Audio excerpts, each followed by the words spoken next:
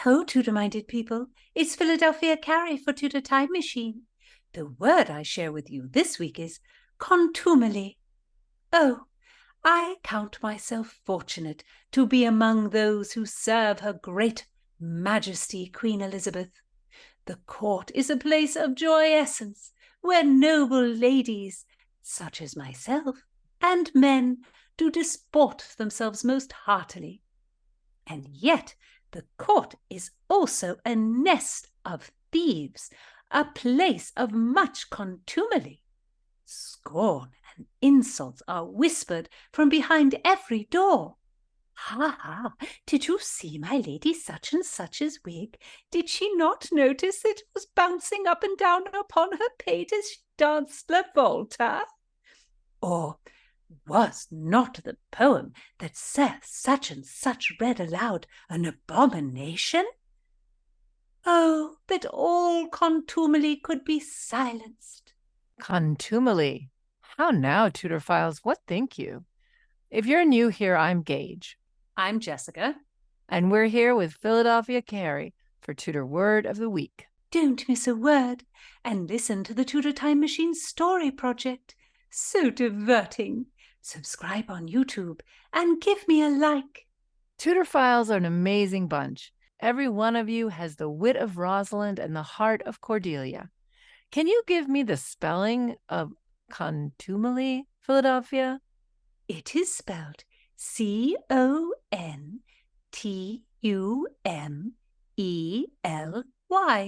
That's a hard one. I'm impressed.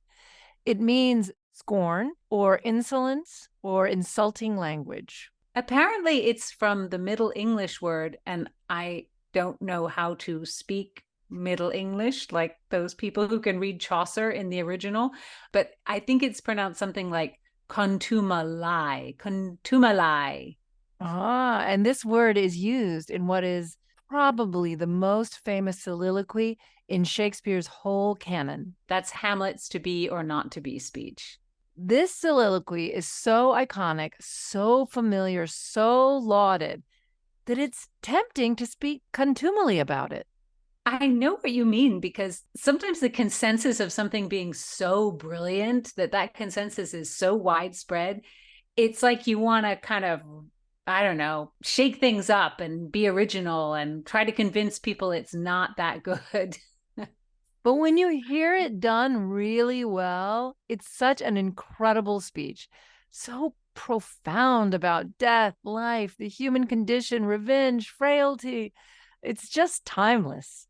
When you see a really great production of Hamlet, I mean, this is just me personally, I kind of feel like, why would anybody bother to write anything else? Almost every word of that play has become the way we think about things, the way we talk about things, what we say when things are meaningful. And that's why the play can be done over and over again. It just always seems relevant. And you can do it in so many different places, different costumes. To quote Hamlet, the play's the thing.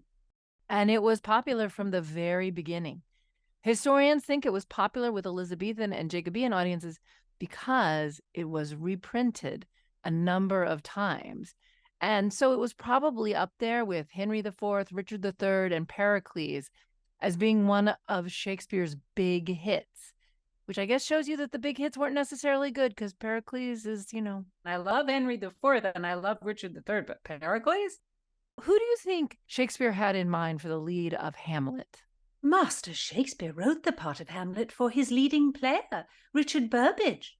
Burbage was a most exceptional actor and was renowned for learning parts with copious amounts of words.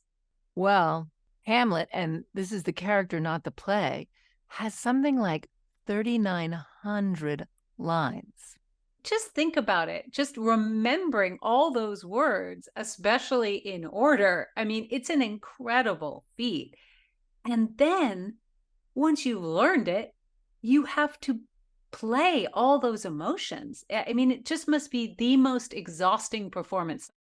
The actor Daniel Day-Lewis was playing the part on stage at the National Theatre in London, and it was just overwhelming for him. And he walked off in the middle of a performance in the scene where Hamlet is speaking with his father's ghost. And Daniel Day-Lewis said, and this is a quote, "It was a very vivid, almost hallucinatory moment in which I was engaged in dialogue with my father. And that wasn't the reason I had to leave the stage. I had to leave the stage because I was an empty vessel. I had nothing left in me, nothing to say, nothing to give. Daniel Day-Lewis is a very truthful actor. He couldn't pretend. It made him see the ghost of his own father. This is an intense play, and we're lucky that so many incredible actors have played Hamlet. Actually, let's hear this to be or not to be speech from 3 of them. So first up, we'll have Benedict Cumberbatch. To be or not to be? That is the question. Whether 'tis nobler in the mind to suffer the slings and arrows of outrageous fortune, or to take arms against a sea of troubles, and by opposing end them. To die, to sleep, no more. And by asleep to say we end the heartache and the 1,000 natural shocks that flesh is heir to. 'Tis a consummation devoutly to be wished. To die, to sleep, perchance to dream. Aye, there's the rub. For in that sleep of death, what dreams may come when we have shuffled off this mortal coil must give us pause. There's the respect that makes calamity of so long life.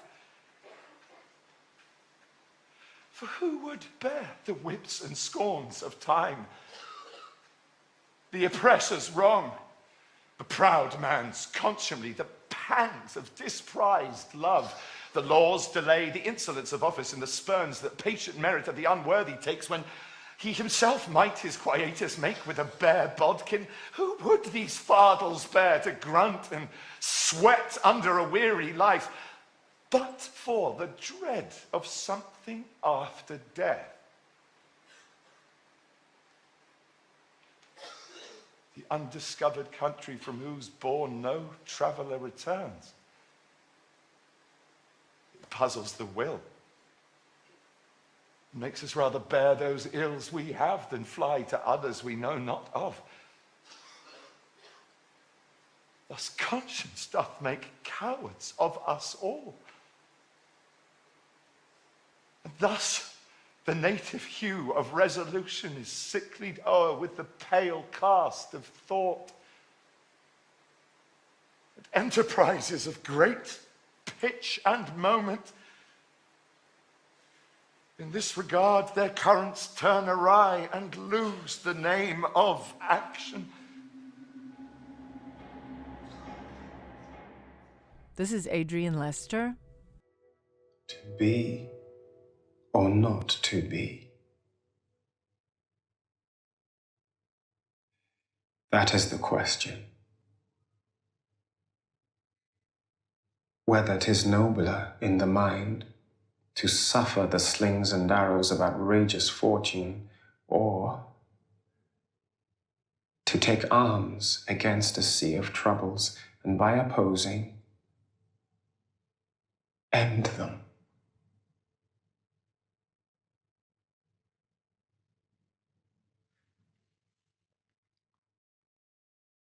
To die.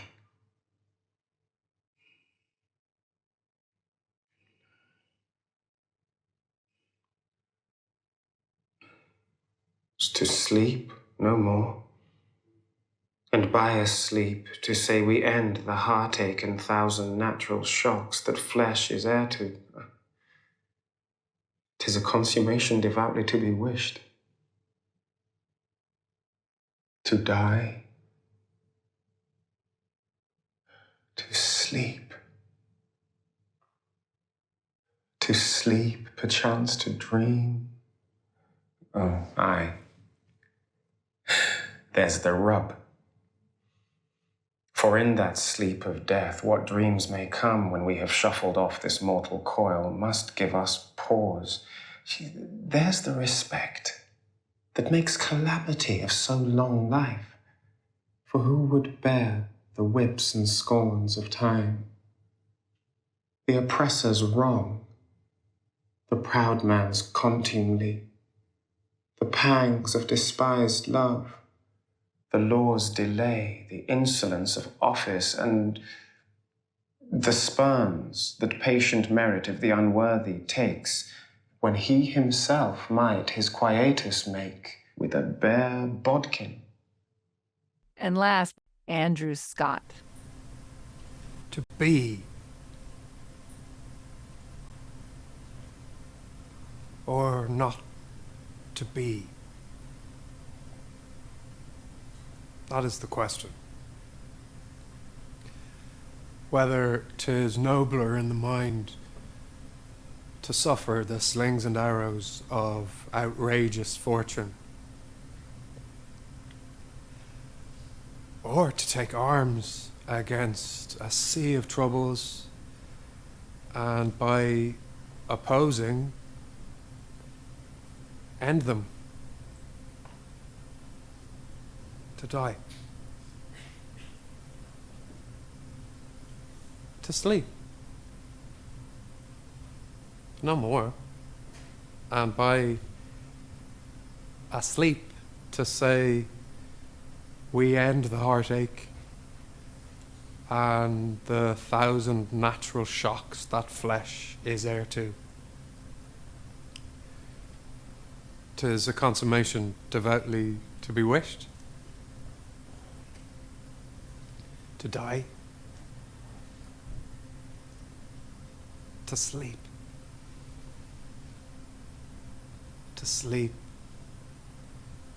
perchance to dream.